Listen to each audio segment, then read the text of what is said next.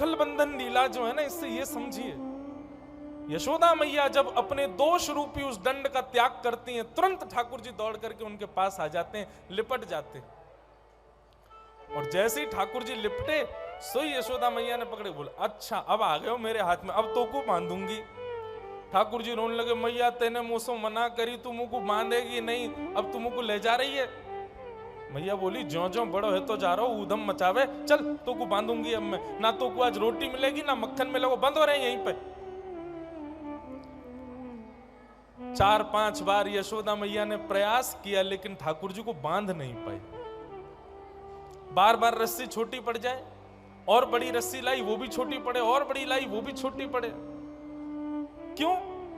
रस्सी स्वयं को सोच रही है कि मैं पर ब्रह्म को कैसे बांधूं, मैं, भैया मत करो, वो जैसे था वैसे ही रहने दो, मैं पर ब्रह्म को कैसे बांधूं।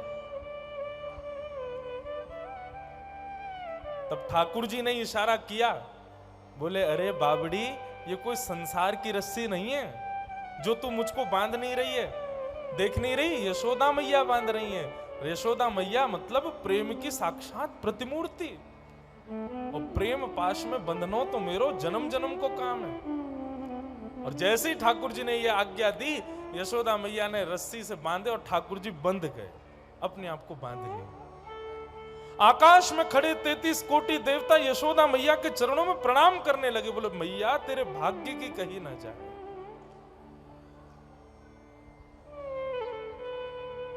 सूरदास जी कहते हैं अपनी पंक्तियों में, यह धन धर्म ही ते पायो। देवता कह रहे हैं आकाश से, अरे यशोदा मैया ये क्या कर रही हो, जिसकी भ्रगुटी टेढ़ी करने पर नूतन प्रलय हो जाता है, जिसके मुस्कुराने पर लाखों अरबों लोग बन जाते हैं, जिसके जरा से क्रुद्ध होने पर पृथ्वी जैसे अखंड ब्रह्मांड में दुनिया भर के जो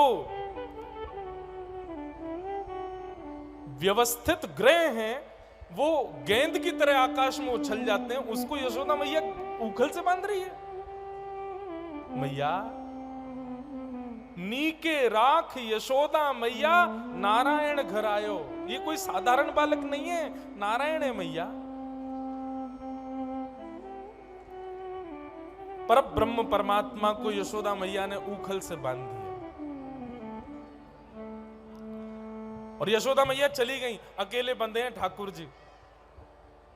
अब ठाकुर जी खड़े खड़े क्या करें, तो धीरे धीरे खिसकने लगे। सामने 2 वृक्ष थे यमला अर्जुन के, जैसे उन वृक्षों के पास पहुंचे, ठाकुर जी का स्पर्श होते ही दोनों वृक्ष टूट करके गिर गए, और वो शापित वृक्ष थे।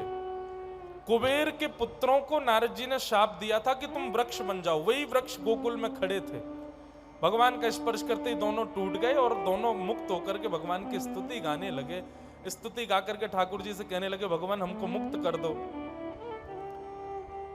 ठाकुर जी ने दोनों के ऊपर कृपा दृष्टि की, दोनों मुक्त हो गए। कितनी बड़ी विडंबना, ठाकुर जी स्वयं बंधन में हैं, स्वयं बंधे हुए हैं, लेकिन कुबेर के पुत्रों को मुक्त कर रहे हैं।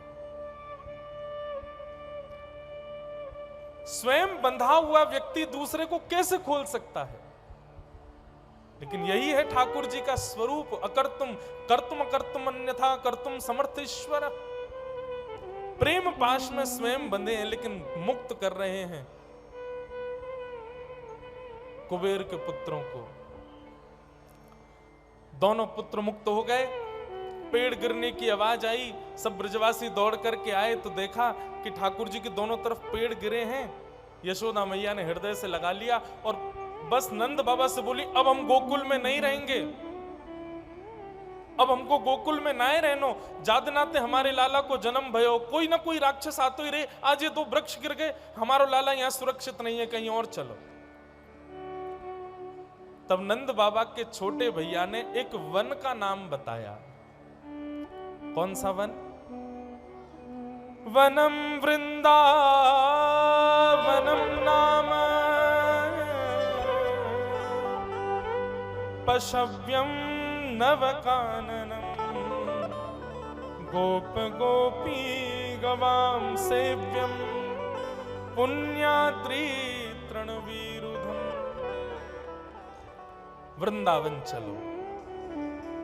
और सब ब्रजवासियों के साथ ठाकुर जी वृंदावन आ गए। बोलो वृंदावन धाम की।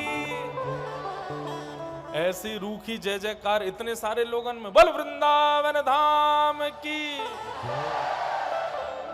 श्री वृंदावन। बंधुओं बहुत ध्यान से सुनिएगा। वृंदावन ब्रह्मा जी ने नहीं बनाया है।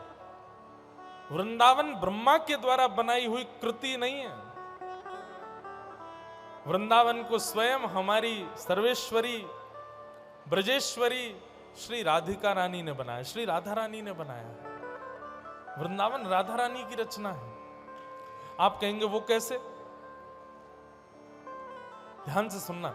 ये राधा कृष्ण लीला केवल वृंदावन में नहीं होती है। नित्य गोलोक धाम में ठाकुर जी की ब्रज लीला चलती रहती है।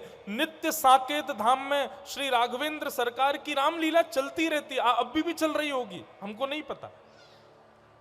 बड़े बड़े तपस्वी, बड़े बड़े योगी, बड़े बड़े ये लोग ध्यान क्या करते हैं?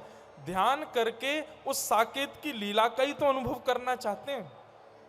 अभी ठाकुर जी की कौन सी लीला चल रही है? तो दिव्य गोलोक धाम में ठाकुर जी की लीला चलती रहती है। ठाकुर जी ने श्री राधा रानी से कहा, बोले कि अब राधा रानी द्वापर में हम कृष्ण अवतार लेने के लिए भूमंडल पर जा रहे हैं, आप कृपा करके चलोगी? तो किशोरी जी बोली, हम नहीं जाएंगी पृथ्वी पर। बोले क्यों? हमारा मन नहीं लगता। सब लोग बहुत सावधानी से सुनो, बिल्कुल हल्ला मत करो। नेक अब हम ब्रज रस कुछ कह रहे हैं, बहुत सावधानी से सुनो। किशोरी जी ने आज्ञा की, यत्र वृंदावनम नास्ति यत्र नो यमुना नदी यत्र गोवर्धनम नास्ति तत्र नो रमते मनः। हे श्याम सुंदर, जहां यमुना जी नहीं है, जहां गोवर्धन नहीं है, जहां वृंदावन नहीं है, वहां मेरा मन नहीं लगता। मैं पृथ्वी पर नहीं जाऊंगी। इसका मतलब क्या है? गोवर्धन, वृंदावन और श्री यमुना जी ये तीन पृथ्वी पर थे नहीं। किशोरी जी के अवतरण के लिए ठाकुर जी इन तीनों को गोलोक धाम से लेकर के आए। वृंदावन को, गोवर्धन को, यमुना जी को ठाकुर जी गोलोक धाम से लेकर के पृथ्वी पर पधारे।